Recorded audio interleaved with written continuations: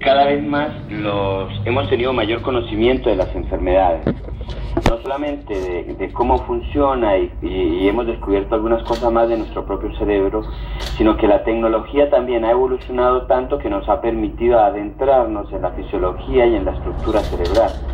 Es por eso que hemos se ha podido detectar algunas explicaciones a fenómenos que han llevado durante mucho tiempo algunos otros nombres. El ataque cerebrovascular fue conocido tiempo atrás como el ictus, como apoplejía, claro. Y en este momento pues se le llama stroke, ataque cerebral, accidente cerebrovascular.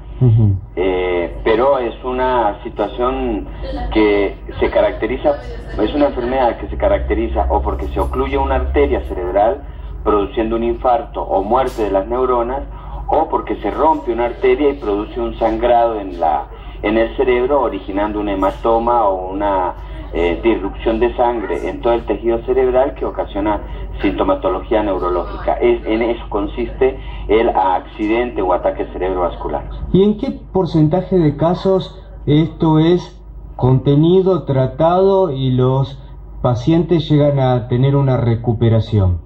Mire, cuando la arteria se rompe en el cerebro se llama accidente cerebrovascular hemorrágico, y cuando una arteria se ocluye se llama accidente cerebrovascular isquémico. El 80% de los casos es producido por una oclusión de la arteria, es decir, es isquémico, y el 20% es hemorrágico, es decir, una mayor proporción de esta es la que se ocluye la arteria.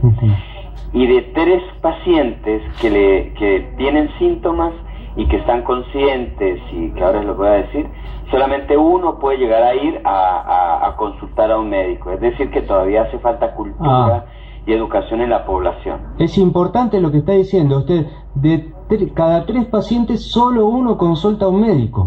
Solo uno consulta. ¿Por qué razón? Porque a veces los síntomas son muy sutiles. Y acá lo más importante es que la gente sepa que ante un cuadro neurológico súbito, que nunca había pasado y que ahora le da a uno, se le presenta en el paciente, debe ir inmediatamente a buscar ayuda. ¿Cuáles son los síntomas? A ver. Un adormecimiento de la mano o pérdida de fuerza en la mano, que nunca se había presentado, que se le cae un objeto de la mano. De pronto ese es un síntoma, pérdida de fuerza en la mano o en la pierna. Segundo, si uno está hablando con alguien o una persona está hablando y se da cuenta que no pronuncia bien las palabras, se enreda al hablar o no tiene una buena comprensión durante la charla, puede estar sufriendo un accidente cerebrovascular. Si una persona está hablando y de pronto la comisura labial o está bien o está mirándose al espejo o haciendo cualquier actividad y se le desvía la comisura de los labios, se le tuerce la boca para un lado, entonces también puede estar sufriendo un accidente cerebrovascular. Es decir, dificultad en el habla, dificultad en el movimiento en la mano o en la pierna, o dificultad que se le desvíe la comisura labial hacia un lado. ¿Estos síntomas son repentinos o un paciente puede estar mucho tiempo con estos síntomas sin tener digamos, a ver, no lo quiero expresar de una manera incorrecta, pero sin tener concretamente la ACV? Es que lo importante es que ante la presencia del síntoma suponga que lo que tiene es una ACV. No empezar a dudar de que lo tiene o no lo tiene. ¿Por qué razón?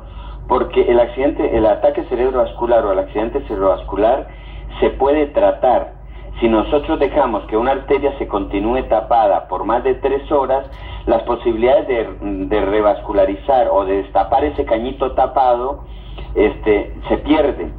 Entonces la sangre que llega al cerebro no le lleva suficientemente oxígeno y esa parte del cerebro se muere. Entonces lo importante es llegar a tiempo.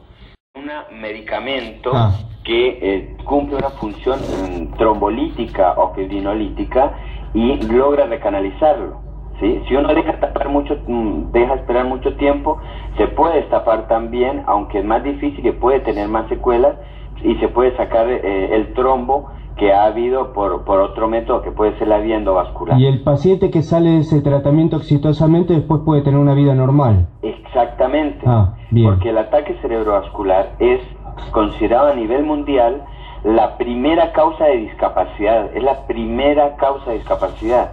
¿Y qué llamamos por discapacidad? Una secuela neurológica, es un paciente que tiene dificultad para mover el brazo y la pierna de un lado, se aparta de su vida social, de su vida laboral, le cuesta la reinserción en el lenguaje y en la comunicación, tiene trastornos económicos, laborales, afectivos. Es bastante complejo esto y por eso debemos evitar la secuela.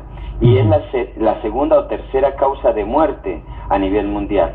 Muy bien. Doctor, le agradecemos esta comunicación y muy importante lo que usted cuenta para que la gente que está escuchando esté atento a esto que ojalá no suceda, pero si sucede tiene una solución. Le agradecemos, le deseamos buenas noches. Gracias, muy amable. Era el doctor Rolando Enrique Cárdenas Sánchez, colombiano. Colombia resulta que tenía una Pamplona también, miren ustedes. 21 horas 53 minutos, esto es capítulo 1.